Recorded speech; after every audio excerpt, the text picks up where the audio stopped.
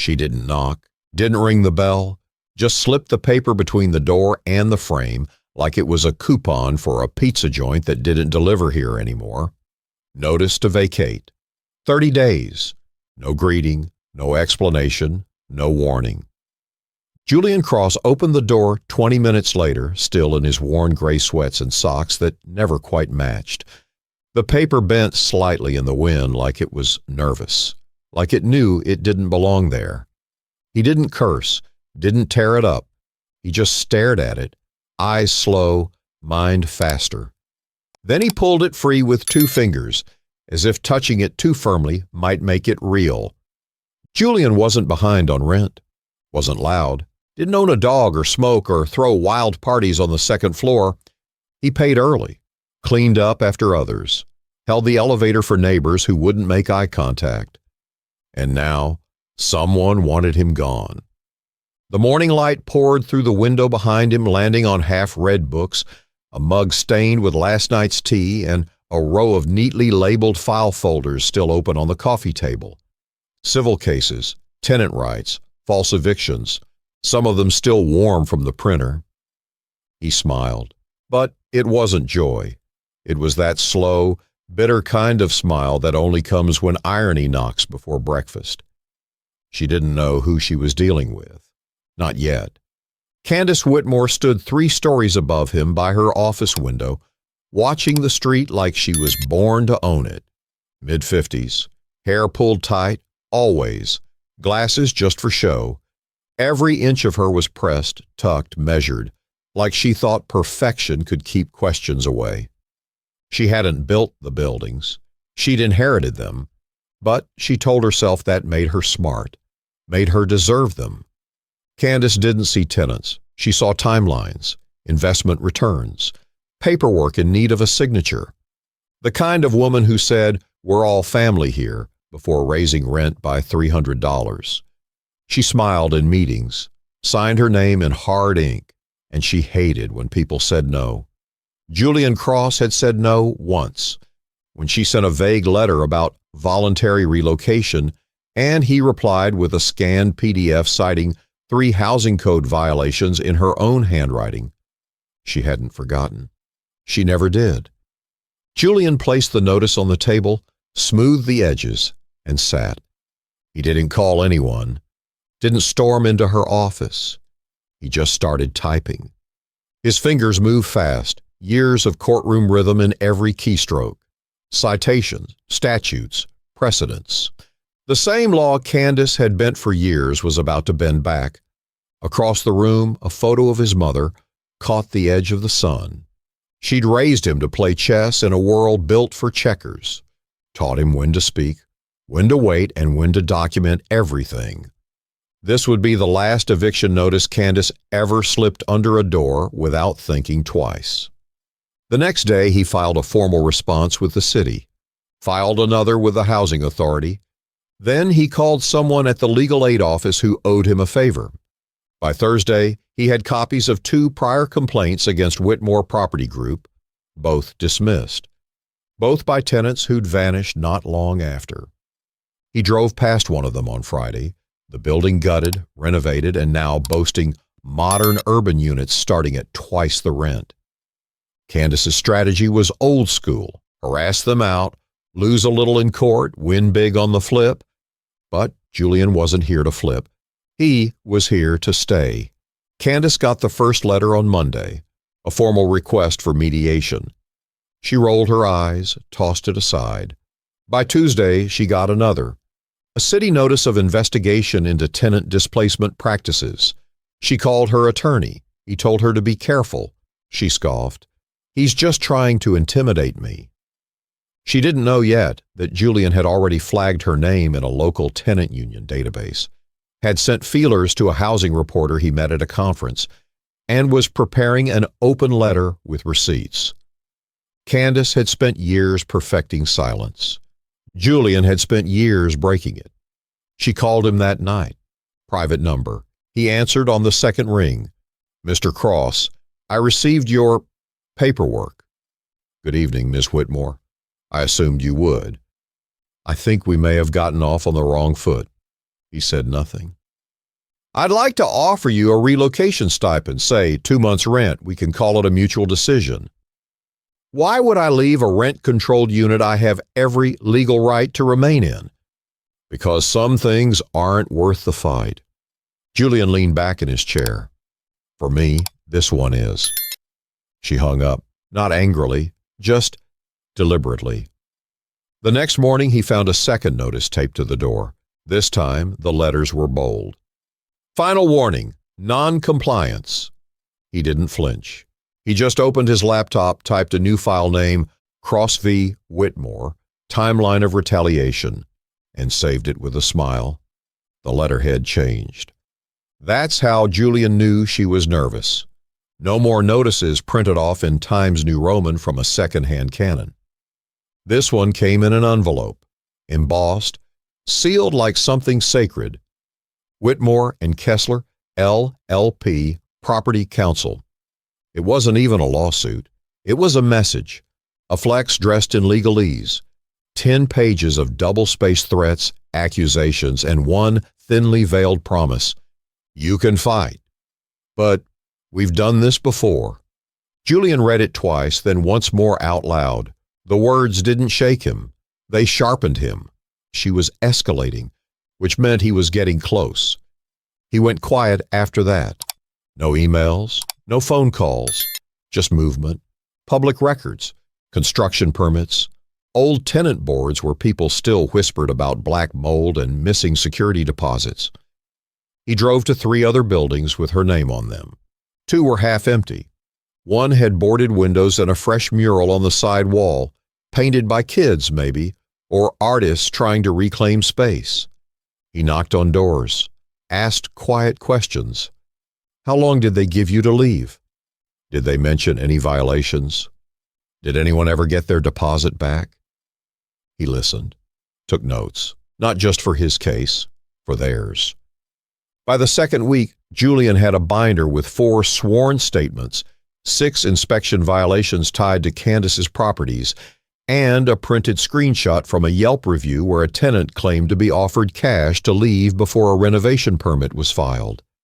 He slid each sheet into plastic sleeves, numbered them. Candace kept sending letters.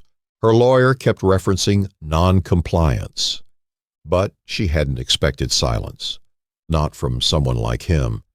She called the building supervisor, told him to check on 2B. The guy came back nervous. He's calm, he's just working, real quiet, like he's building something. She didn't like that. Julian wasn't building rage, he was building order. Late nights turned into case files, old articles, displacement statistics. He called in a favor from a former classmate now working city housing fraud. She forwarded him an internal memo. Candace had already triggered 2 minor investigations, quietly closed. Not anymore. The letter from the city arrived on a Thursday.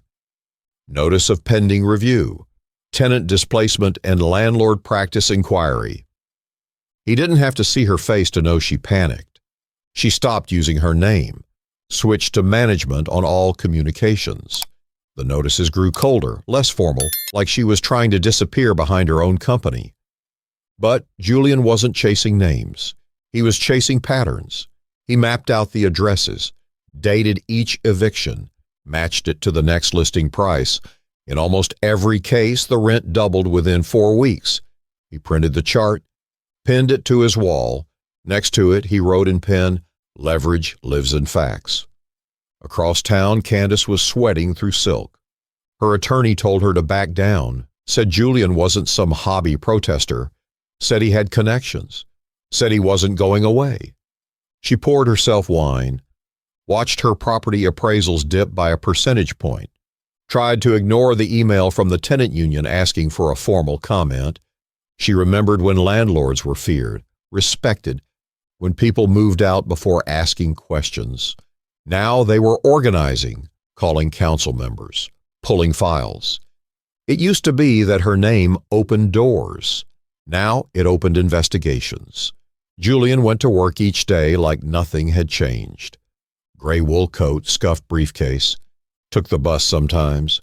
said good morning to the driver, but he wasn't on autopilot. He was watching every bulletin board and every headline. Every time someone said, "This happens all the time," because all the time was exactly the problem.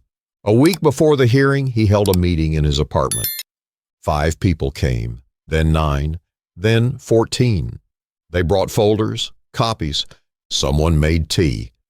He stood by the whiteboard in his kitchen and walked them through the process.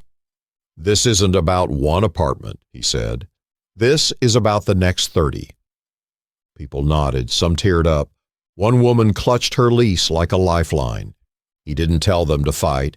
He just showed them how. Candace's world used to be measured in square footage. Now it was measured in names, in dates, in the people finally standing still long enough to say, "No more. Let me know when." The morning of the verdict came like a held breath. Clouds hung thick over the courthouse. Everything felt too quiet. Even the city buses moved slower, as if they too were waiting to see what would break. Julian arrived early. Pressed shirt, clean shoes, a binder tucked under one arm. He nodded to the security guard, didn't smile, didn't frown, just moved. Inside, the courtroom was half full. Some reporters, a couple of neighbors, and the people who'd sat at his kitchen table 2 months ago, wide-eyed and unsure, now seated like they'd always belonged in rows of polished benches. Candace arrived 15 minutes later. Same posture, same look that said, "This isn't real." She wore a charcoal blazer and a thin silver pin, but nothing she wore could hold back the look in her eyes. She scanned the room, saw the tenant in row 2, saw the housing coordinator with a notepad, saw her own reputation thinning at the seams. Her lawyer sat beside her, whispering updates she barely heard. She'd read the blogs, seen the online petitions, heard that one of her buildings was now under review. But she still held out hope that this courtroom at least might choose silence. Julian didn't look at her, not even once. The judge entered, same calm voice, same unreadable expression. He sat, opened a manila folder, and paused. The case of Cross v. Whitmore Property Group has presented this court with a clear pattern, not just of eviction, but of exploitation. Candace shifted, eyes blinked fast. The defense has attempted to frame these actions as procedural, as routine, but the court cannot accept routine as justification for repeated harm. A paper flipped, a throat cleared.